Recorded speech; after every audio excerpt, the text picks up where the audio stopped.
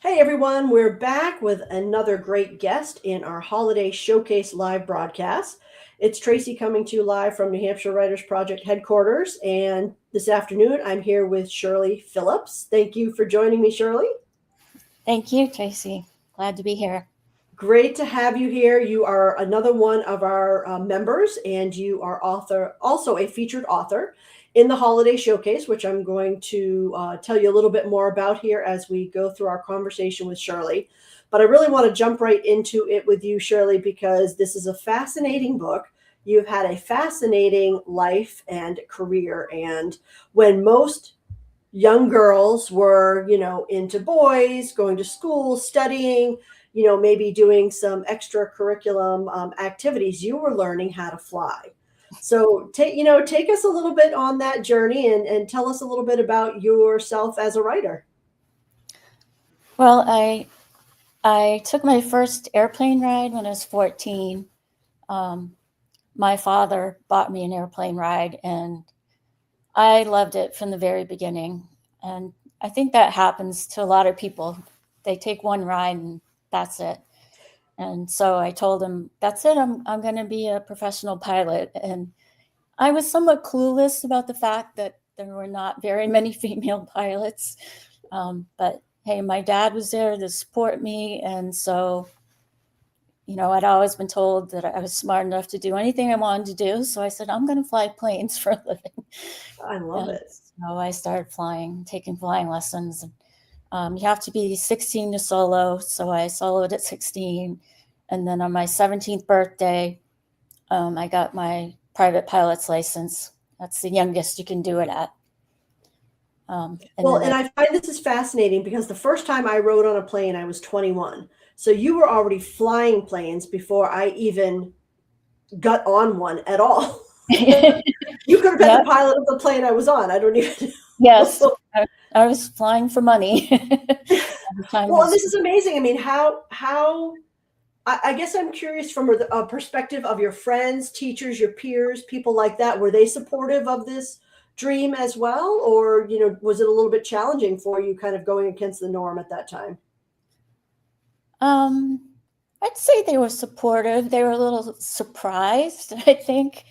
So I was very quiet in school and pretty shy, and I think they thought, okay, they wouldn't have picked me to be the pilot probably in my class, but yeah, they were supportive. I'd say, yeah. That's fantastic. Yeah. Well, so the name of your book is How Not to Fly an Airplane, a Female Pilot's Journey. So tell us a little bit about your book and, the story without giving it all away. What, would someone who's interested in purchasing this book for the holiday or as a gift, what kind of story would they find out about? Right. So there's the book, and the title "How Not to Fly an Airplane" actually came from an article I'd written. I was pursuing a master's degree in science writing and at Johns Hopkins University. And I had written an essay about a situation that happened where I had to tell a captain that we weren't going because the weather wasn't good enough to go. And he kept saying, "Oh, we can do it." And I had to say, "No, we're not going." Hmm. I ended up, in that case, I told him I was going to go get the rental car and go to the hotel, and he could join me if he wanted, but I wasn't going.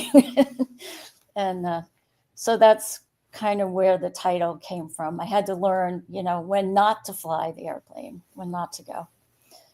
Yeah. And that story, I was very lucky. I got published in the Atlantic, and my professors at the time um, read a few of my essays about flying, and they said, "I think you have a book if you ever thought about writing one."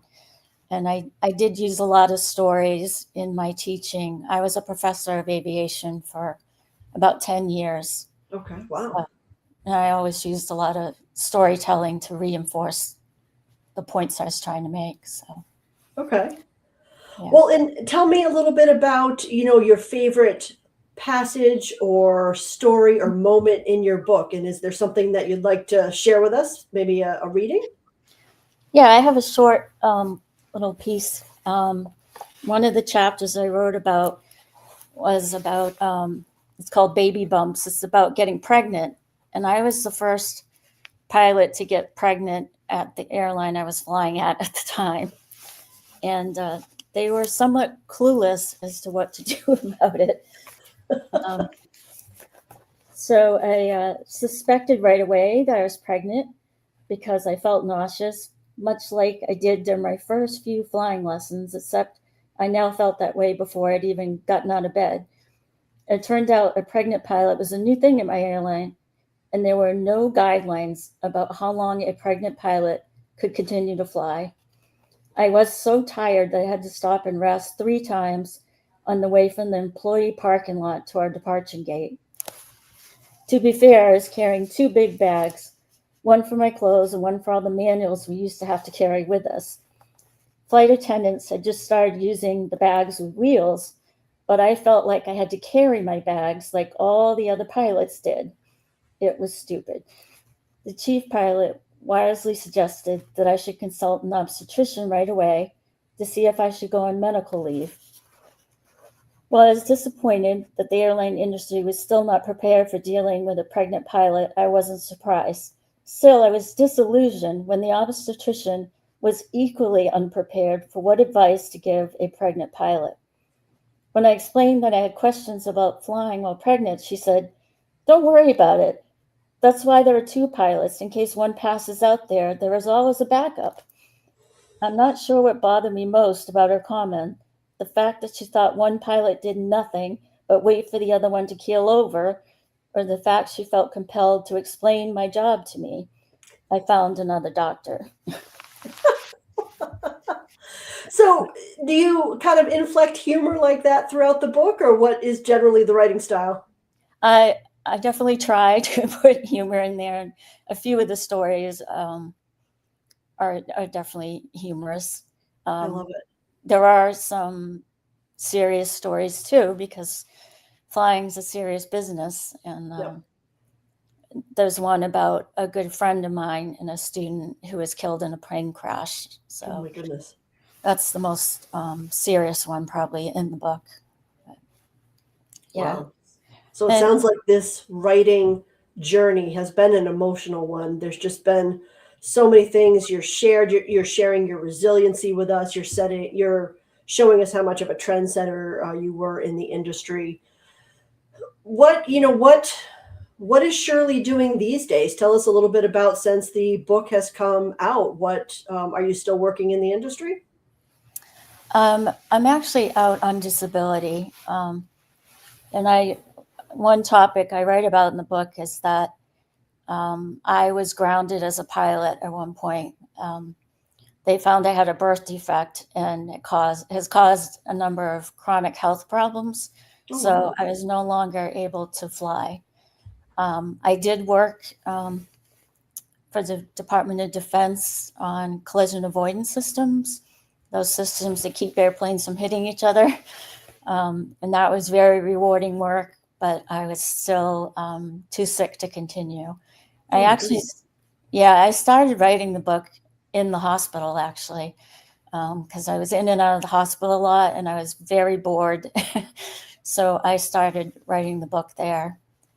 And is this your first book? It is my first book, Okay. but I'm working on book 2 and book 3. um, Okay. A similar industry type of book, or are you doing something totally different? Something different. They're both topics that I talk about a little bit in the book. One is about my experiences having a disability and having chronic health problems. And I also have my youngest daughter is disabled with a rare genetic disorder. Mm, So I like to write about dealing with the healthcare system as both a parent of someone who's disabled and as a disabled person myself. So I've started writing that. And then my daughter she wasn't supposed to survive the pregnancy. And she's 32 years old, just did her dance recital for the Wow. Christmas dance recital. She's outlived all of the predictions, and she's just a wonder and and a delight. And I kind of want to write her story as well from her perspective. So I've started doing that. Oh, that sounds wonderful. Oh my goodness. Now, you said you had a chronic illness, or you had a genetic disorder. Does your daughter have the same? Is that They're different. they are different? Yeah, Oh, okay. they're not related at all. No. Oh, wow. Hers was a mutation that just happened during the pregnancy. It didn't come from me or her father. Um, and I was born with a defective pancreas, and Oh my goodness. that causes a lot of trouble. So, yeah. So, with everything going on in your life, and managing your daughter's needs as well, are you still teaching in the aviation industry, or are you focused more on your writing these days? I'm focused more on my writing, but I would like to do more teaching. I was teaching aviation safety for college, but they ended that program. So Okay. I'm still looking for opportunities to teach. And I'm also volunteering. I'm helping with a project. My old high school, I grew up in a small town in New Hampshire, and my high school was selected to build an airplane. It's a project that was started where this gentleman goes into high schools and they have a whole curriculum where they teach the students about flying and aviation, and you actually get to build an airplane. Instead of taking shop class where you build a bookcase or something, you can build an airplane. That would So, be fascinating. yeah, so Wow. I volunteer with that because I'm so excited they picked my Okay. old high school. Yeah. Yeah. Wow. Well, if you're just joining us, we are talking with Shirley Phillips, who is one of our member authors and featured in the holiday showcase that you can find on our website. The address is in the ticker below your screen at nhwritersproject.org. She is one of over 55 authors who are in our showcase, showcasing all their different great works from fiction to nonfiction to poetry to youth. And if you're thinking about a unique gift for someone in your life who loves to read books, we highly encourage you to head over to our website, check out the holiday showcase, and show your support for local authors and the literary community. And we're learning more about Shirley today and her book. And Shirley, I'm curious, who would be a good target audience for your book? What kind of subjects or themes would this person be interested in if somebody's thinking of giving this book as a gift? I think certainly one of the big themes is in the book is kind of empowerment and resilience in the face of challenges. It was a big challenge for me to become a pilot. And then I faced, obviously, some battles of my own with health problems and being a single parent of two daughters, but one with a disability, and still being able to be involved in aviation. I just stay involved in any way that I can, even though I can't keep flying. Well, would you say the aviation industry these days is more accepting of women than it was back when you started? Yes, definitely so. I do write about some circumstances that happened to me, but I'd say for the most part, most of the male pilots were very supportive, but there were some who were not, and they made the situation very difficult, made it difficult for me to get my first job, I would say, for sure. Yeah. Yeah, I can imagine what an uphill climb that was, but obviously you stuck with it and you broke the glass ceiling, and you're here to share that story through this wonderful book. So, again, if you need a really interesting read for someone in your life who loves stories that break boundaries and highlight women empowerment, then head to our Author Holiday Showcase and get a copy of Shirley's book. You can also find it on Amazon.com as well. And if you want to learn a little bit more about Shirley, you can head over to her website at shirleymphillips.com. Don't forget the M to learn more at her website. And I wanted to tell you, I love the book cover art. Is that something you designed, or did you have someone design that for you? I gave some suggestions. I worked with Apprentice House, which is it's a college students working with this publisher through Loyola University. And one of the students came up with that design of the cover.